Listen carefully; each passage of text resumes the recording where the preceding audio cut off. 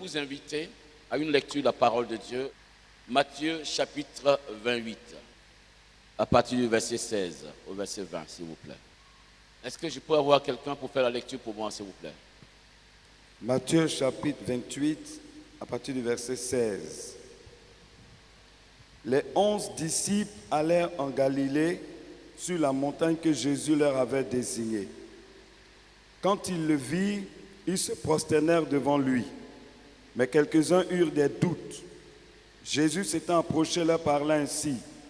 Tout pouvoir m'a été donné dans le ciel et sur la terre. Allez, faites de toutes les nations des disciples, les baptisant au nom du Père, du Fils et du Saint-Esprit. Et enseignez-leur à observer tout ce que je vous ai prescrit.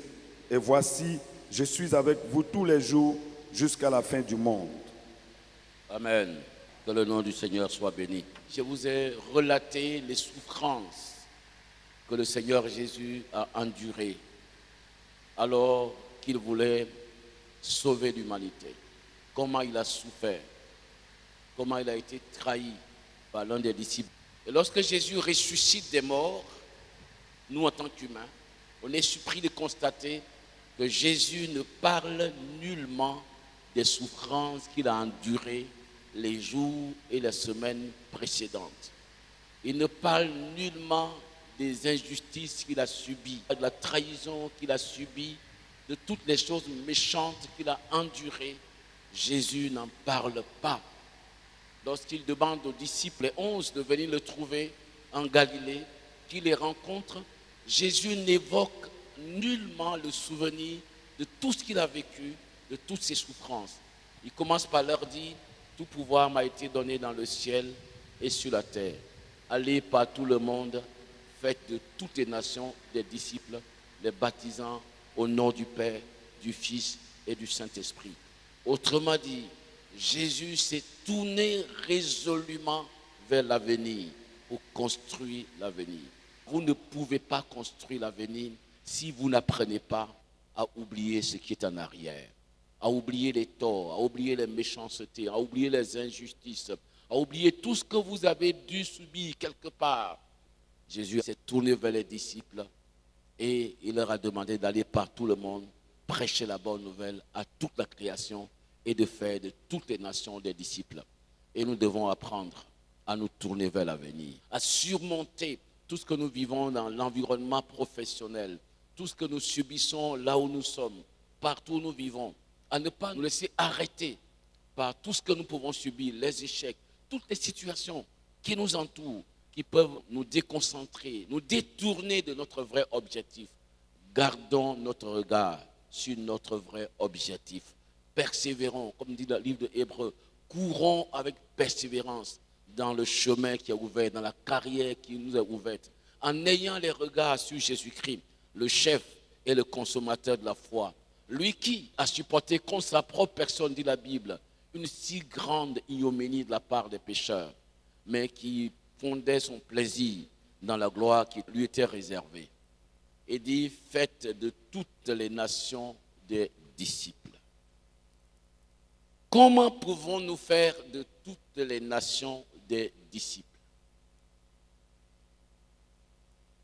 Avec qui et avec quoi pouvons-nous faire de toutes les nations des disciples? Et qu'est-ce que Jésus entend par faites de toutes les nations des disciples? Est-ce que le Seigneur Jésus veut dire que nous devons convertir toutes les nations? Est-ce qu'il veut dire que tous les hommes, toutes les femmes de nos pays, de nos villages seront convertis et vont tous devenir des chrétiens?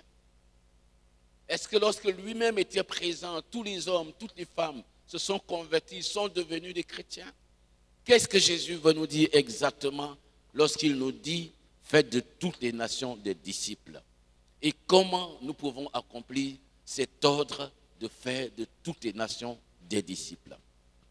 Nous savons par exemple que dans Matthieu chapitre 16, verset 15, Jésus dit: allez prêcher la bonne nouvelle à toute la création. Celui qui croira et qui aura été baptisé sera sauvé, mais celui qui ne croira pas sera condamné.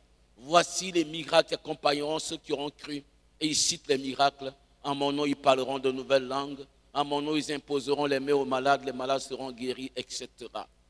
Nous savons également que dans Luc chapitre 24, Jésus nous dit que la repentance et le pardon des péchés seront prêchés à toutes les nations en son nom.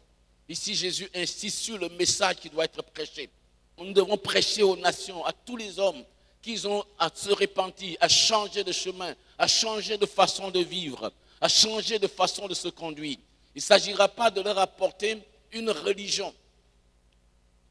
Il ne s'agira pas de donner la religion au monde. Il s'agira de prêcher un message de réconciliation basé sur la foi en Jésus-Christ à tous les hommes, à chaque homme, à chaque femme, à toute la création, à chaque individu, à chaque peuple, à chaque nation, à chaque famille, à chaque ethnie.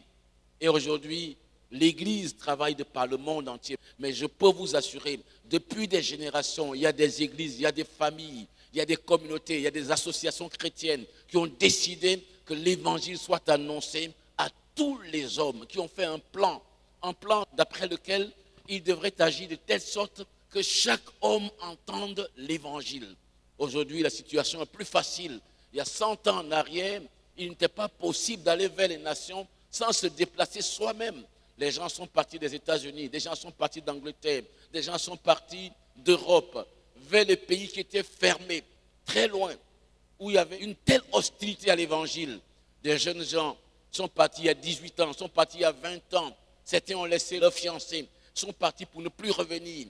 Des familles entières ont sacrifié leur vie en venant dans la jungle annoncer la parole de Dieu.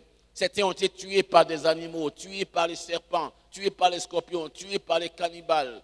Ils ont semé la parole de Dieu.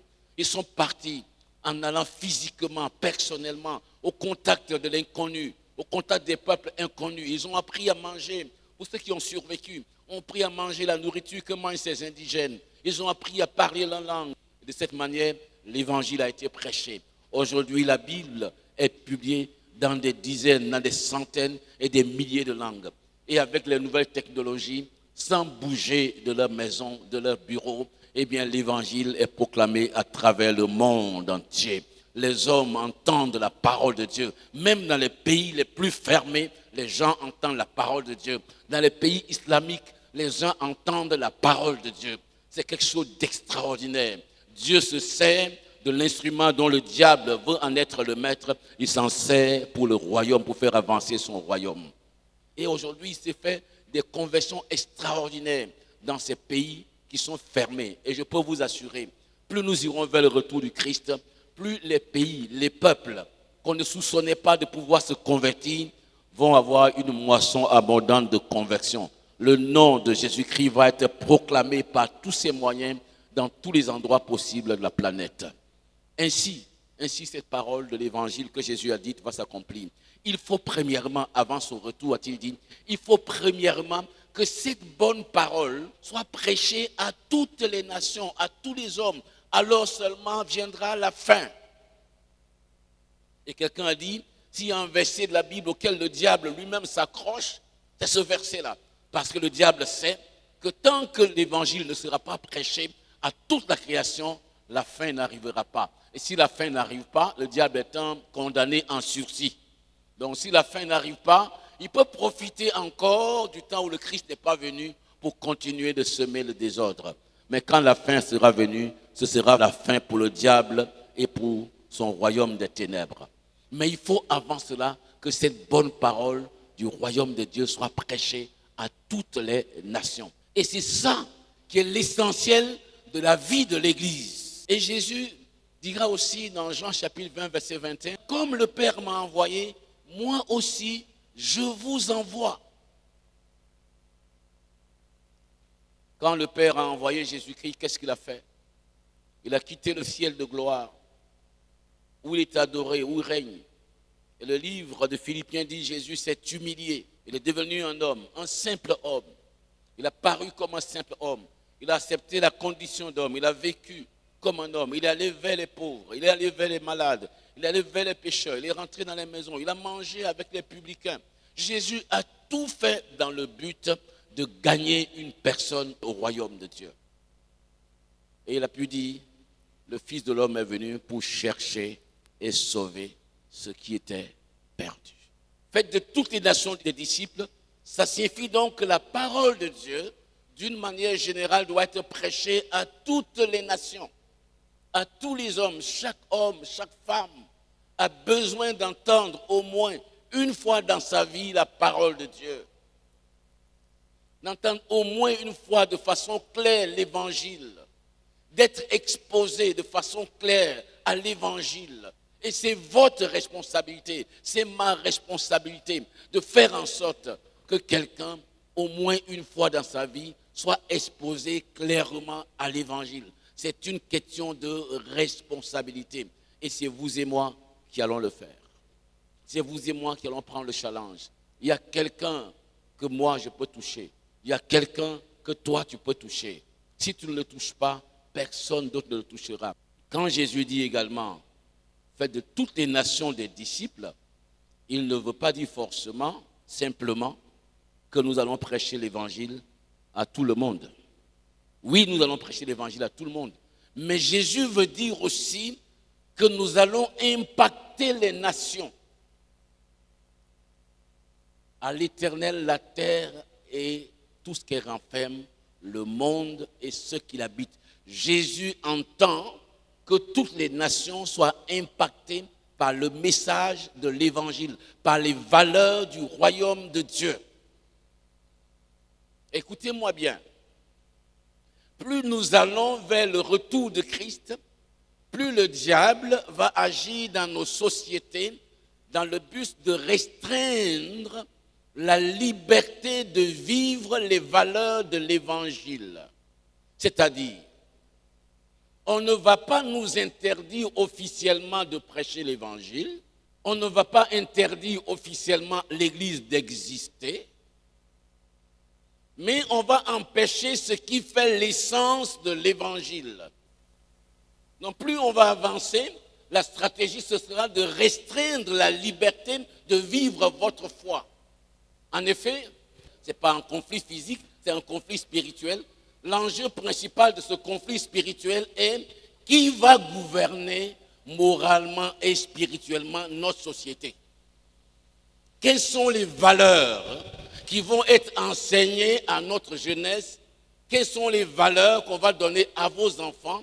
Quelles sont les valeurs qu'on va communiquer dans les écoles? Et les valeurs qu'on va leur donner, qu'on va leur enseigner, ce sont des valeurs qui vont conditionner si Dieu sera dans la génération de demain, si dans 10 ans Dieu sera au cœur de nos nations, je veux dire, les valeurs du royaume de Dieu, les valeurs de la justice, les valeurs de la sainteté, les valeurs de la vraie fraternité, les valeurs de la crainte de Dieu, les valeurs du respect de l'homme, les valeurs du respect de la famille. La famille telle qu'elle a été construite naturellement, qui est composée d'un homme et d'une femme et des enfants. Et non pas la famille mystique où on prend 2 hommes, on les met ensemble, on leur donne le droit d'adopter des enfants. Ces enfants, ils vont leur enseigner quelle valeur? Ils vont leur enseigner à devenir comme eux. Quand le Christ dit, faites de toutes les nations des disciples, il ne s'agit pas seulement que nous devons prêcher l'évangile pour que les gens soient sauvés. Il s'agit d'abord de cela, mais il s'agit aussi que nous puissions impacter notre société et que notre société vive. Ça ne veut pas dire que la Côte d'Ivoire va devenir un pays chrétien, mais ça veut dire que les valeurs du royaume de Dieu, que les valeurs de la justice, les valeurs de la fraternité vont gouverner notre façon de vivre dans nos nations. Il ne s'agit pas de faire des nations religieuses, il s'agit de faire des nations où l'on vive dans la bienséance. Mais comment nous pouvons faire de toutes les nations des disciples? Comment nous pouvons faire en sorte que dans nos nations, nos enfants grandissent dans un environnement qui respecte leur foi? Dans certains pays, ne pouvez pas déclarer ouvertement que vous êtes chrétien. Parce que chez eux, ça ne se fait plus. Ils ont perdu leur liberté. Ils ont perdu la liberté de l'évangile, la liberté de la foi. Mais comment faire? On ne fera pas de toutes les nations des disciples avec seulement des pasteurs, des évangélistes, des docteurs, des gens du monde religieux. Ce n'est pas avec eux seulement que Jésus pense faire de toutes les nations des disciples. C'est à travers l'ensemble du corps de Christ, de tous les fils, toutes les filles, de tous les rachetés, à travers chacun de vous. Et je vais vous donner dans la Bible un seul exemple, une histoire que Jésus a racontée. Dans l'évangile de Luc au chapitre 10, à partir du verset 25, nous lisons. Un docteur de la loi se leva et dit à Jésus, pour l'éprouver, « Maître, que dois-je faire pour hériter la vie éternelle ?» Jésus lui dit, « Qu'est-il écrit dans la loi? Qui lis-tu » Il répondit, « Tu aimeras le Seigneur ton Dieu de tout ton cœur, de toute ton âme, de toute ta force et de toute ta pensée, et ton prochain comme toi-même. » Tu as bien répondu, lui dit Jésus.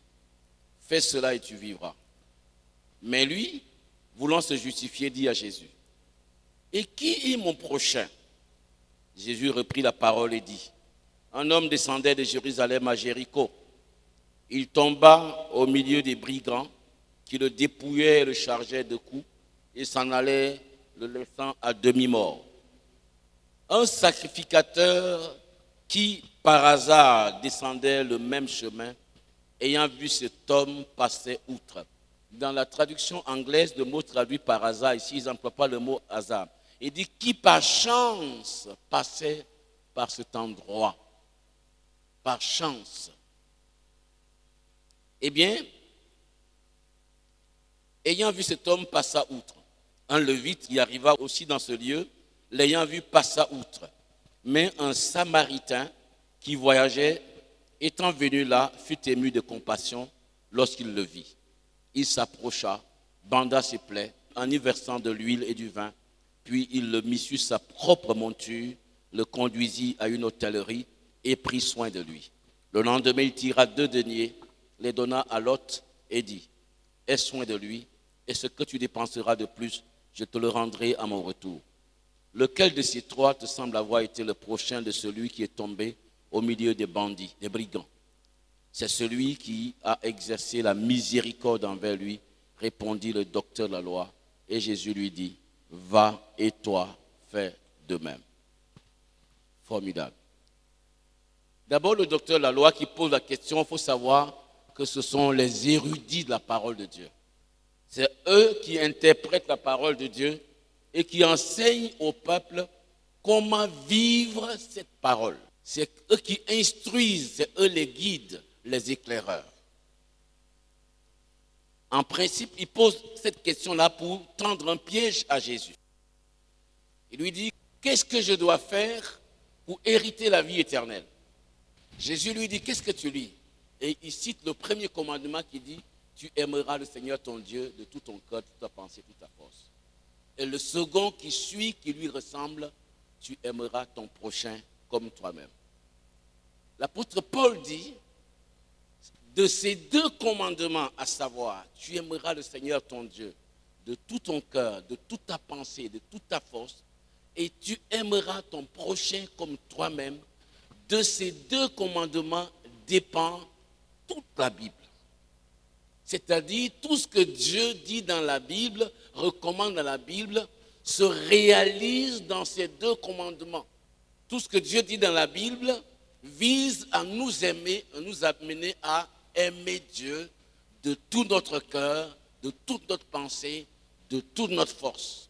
Mais ça ne s'arrête pas là. La logique qui suit le fait que vous aimez Dieu, j'insiste, c'est que vous aimerez votre prochain. Pour Dieu, il est impensable que quelqu'un dise qu'il aime Dieu de tout son cœur, de toute sa pensée, de toute sa force, et qu'il n'aime pas dans le même temps son prochain. Autrement dit, si vous vivez dans la présence de Dieu, dans la communion avec Dieu, Si Dieu agit en vous, cela va se traduire envers les gens qui sont autour de vous. Votre connaissance de Dieu va se traduire en bénédiction sur les gens autour de vous.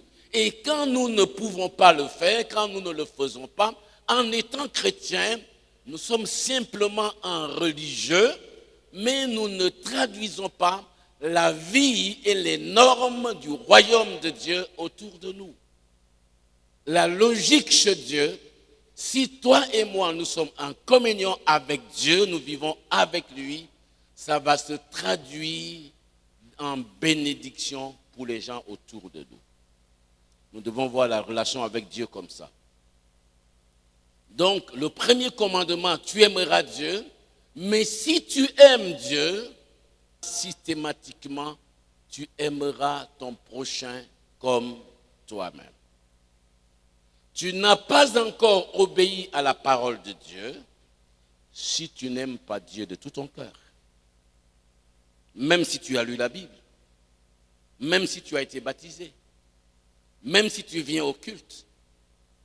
Venir au culte n'est pas le but. C'est un moyen pour écouter la parole de Dieu, un moyen de grâce pour entendre la parole de Dieu et apprendre à aimer Dieu. Mais aimer Dieu va t'amener à aimer le prochain. C'est un objectif, c'est un but. C'est une conséquence de ta relation avec Dieu. Autrement dit, on peut juger la qualité de ma relation avec Dieu par ma relation avec mon entourage. Donc, ce docteur Leloir a bien répondu. Mais puisque Jésus dit, si tu aimes Dieu, tu vas aimer ton prochain pour se défendre, il revient à la charge avec une question. Il dit à Jésus, mais qui est mon prochain? Et si je devrais vous poser la question de savoir qui est votre prochain, qu'est-ce que vous diriez? Vous allez me dire, c'est ma femme qui est mon prochain. Votre femme, c'est votre femme, ce n'est pas votre prochain. Même si on peut la compter parmi votre prochain, mais votre femme, c'est votre femme. Votre mari, c'est votre mari. Vous allez me dire, ce sont mes enfants. Vos enfants sont vos enfants. Vous allez me dire, ce sont mes parents. Vos parents sont vos parents. Alors, qui est mon prochain? Jésus va répondre par une histoire. Un homme qui part de Jérusalem vers Jéricho et qui, en chemin, il tombe aux mains des brigands qui le tabassent, le frappent, le blessent, lui enlèvent tous ses biens et qui s'en vont. Il le laisse à demi-mort. Et Jésus va dire, un sacrificateur va venir par là. Vous savez qui est un sacrificateur? Aujourd'hui, on dirait un révérend, un pasteur, un bishop, un apôtre, un prophète. C'est-à-dire l'homme qui est proche de Dieu. L'homme qui lit la Bible tous les jours. L'homme qui l'enseigne tous les jours. L'homme qui sait qu'il faut aimer le Seigneur son Dieu de tout ton cœur, de toute sa pensée, de toute sa force. Et qui arrive là par hasard. Mais j'aime bien la traduction anglaise qui dit qui arrive là par chance. En fait, c'était une grâce pour cet homme qui est tombé aux mains des brigands de voir un serviteur de Dieu arriver. N'est-ce pas vrai? Quand quelqu'un est dans le besoin et que là, il voit un serviteur de Dieu arriver, qu'est-ce qu'il pense? C'est vraiment une grâce de Dieu, n'est-ce pas? Oh, je sois loué. Je vois un serviteur de Dieu qui arrive alors que je suis dans ce problème. C'est vraiment la grâce de Dieu. Autrement dit, c'est que ce serviteur de Dieu est préparé, est appelé, est destiné exactement pour cette situation.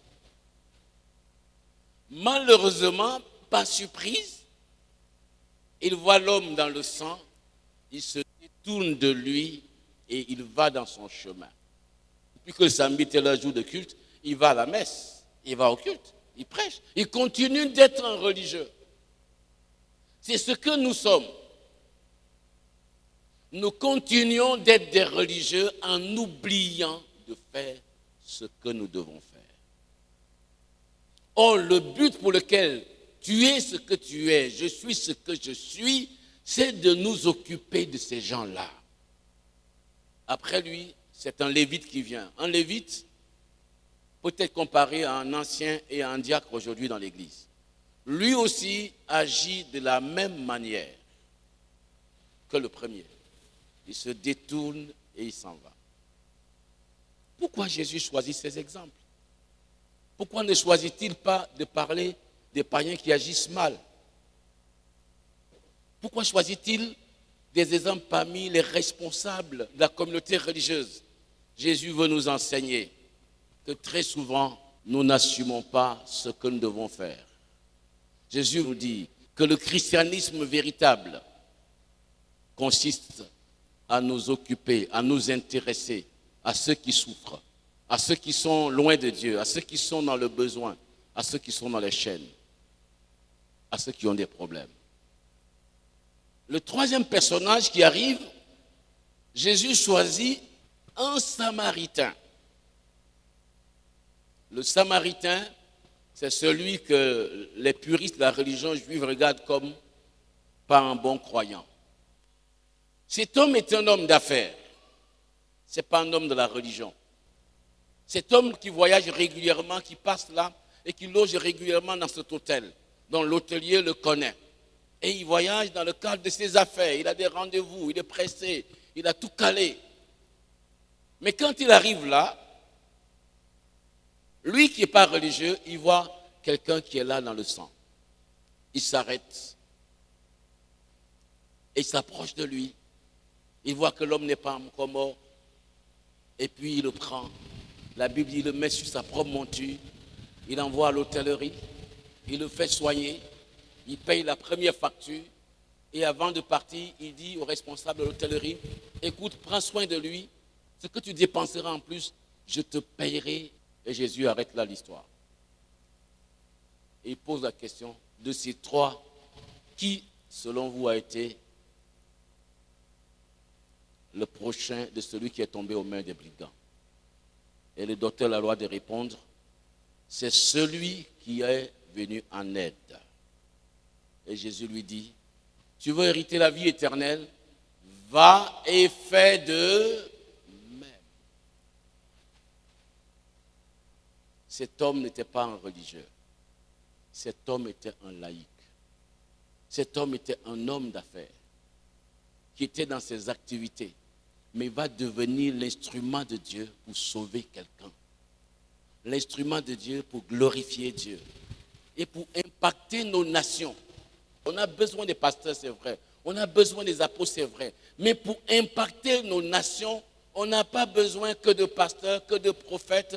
Si une église de 100 personnes était composée de 90% de pasteurs, cette église ne pourra pas impacter les nations. Pour impacter nos nations, on a besoin des enseignants, on a besoin des ingénieurs, on a besoin des médecins, on a besoin de députés, on a besoin des gens de toute la couche sociale de ce pays. On a besoin que des hommes et des femmes se lèvent, qui deviennent des disciples de Jésus-Christ. Imaginez-vous, si le Seigneur ne vient pas dans 30 ans, la Côte d'Ivoire sera influencée par qui? Le problème qu'on a, c'est que nous traitons nos problèmes dans aujourd'hui. Nous réfléchissons dans aujourd'hui. Nous ne réfléchissons pas souvent par rapport au futur. On se dit aujourd'hui, aujourd'hui. Mais aujourd'hui, c'est le résultat de hier. Ce que nous sommes aujourd'hui, ce que nous avons aujourd'hui, la situation dans laquelle tu vis aujourd'hui, que je vis aujourd'hui, la situation dans laquelle l'Église vit aujourd'hui, de manière positive ou de manière négative, est le résultat de notre manière de penser, de nos manières d'agir, de planifier, il y a 10 ans en arrière. Et ce que votre famille est aujourd'hui, c'est souvent, la plupart du temps, le résultat des décisions et des planifications il y a 10 ans en arrière, il y a 5 ans en arrière. Mais ce que nous serons dans 5 ans, ce que nous serons dans 10 ans, n'est pas encore arrivé, mais nous pouvons décider de cela aujourd'hui. C'est ça qui est positif. Mais comment vous pouvez faire de toutes les nations des disciples? Comment vous pouvez faire de votre pays une nation où règne la volonté de Dieu, où règne le plan de Dieu, où la justice règne, si vous n'êtes pas présent? Comment nous pourrons faire de toutes les nations des disciples?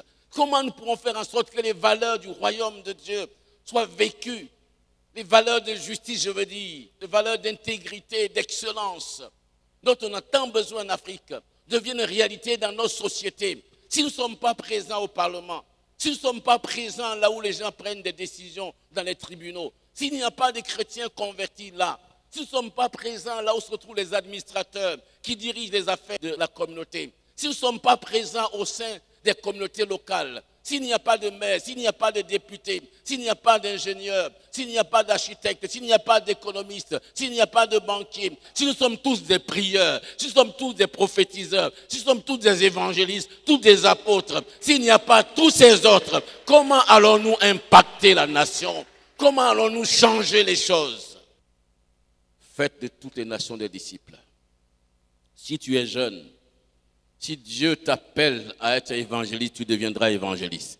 Si Dieu t'appelle à être pasteur comme je suis, tu deviendras pasteur. Mais les pasteurs, il y en a beaucoup actuellement. Dieu a besoin de grands ingénieurs et qui sont des gens convertis qui vont travailler dans la société.